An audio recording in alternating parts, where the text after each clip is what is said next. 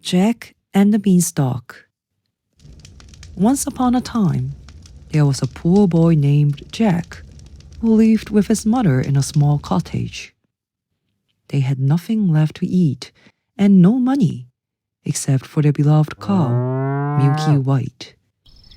One day, Jack's mother said, "Jack, we have no choice but to sell Milky White. Take her to the market and get the best price you can." On his way to the market, Jack met a strange man.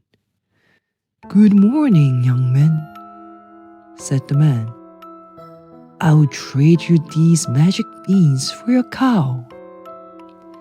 "Magic beans?" Jack asked, his eyes wide with curiosity. "Yes, they'll grow into something wonderful," promised the man. Jack, excited by the idea, traded Milky White for the beans and ran home. But when Jack's mother saw the beans, she was furious. "You foolish boy! What good are these beans?" She cried and threw them out the window. That night, Jack went to bed feeling ashamed. When Jack woke up the next morning, he saw the most incredible sight. A giant beanstalk had grown overnight, stretching up into the clouds. Jack couldn't resist climbing it. Higher and higher he climbed until he reached the top. At the top, Jack found a massive castle. He knocked on the enormous door, and a kind woman opened it. "Please," Jack said, "I'm hungry. May I have something to eat?" The woman looked worried. "You must leave quickly. My husband is a giant, and he loves to eat little boys."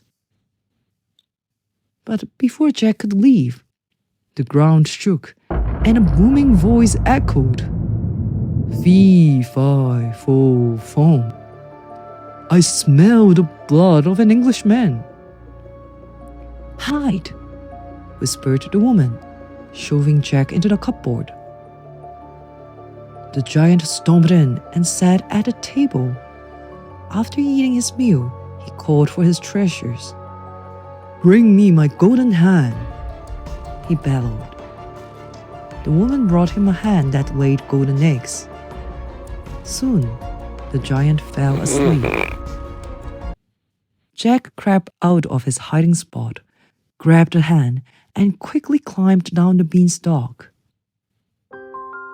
Though Jack and his mother were now better off thanks to the golden hen, Jack grew curious about what else the giant might have. One day, he climbed the beanstalk again. This time, the giant's wife let him in reluctantly. "You're lucky my husband isn't home," she warned. Jack hid when the giant returned, once again chanting, "Fee, fi, fo, fum. I smell the blood of an Englishman." After his meal, the giant called for his golden harp, which played beautiful music on its own. The harp sang the giant to sleep, and Jack seized the chance to grab it. But as he ran, the harp cried out, "Master! Master!" The giant woke up and roared, chasing Jack out of the castle and down the beanstalk. Jack climbed down as fast as he could. The giant followed, shaking the beanstalk with every step. "Mother, bring me an axe!" Jack shouted when he reached the ground. His mother rushed out, and together they chopped at the base of the beanstalk.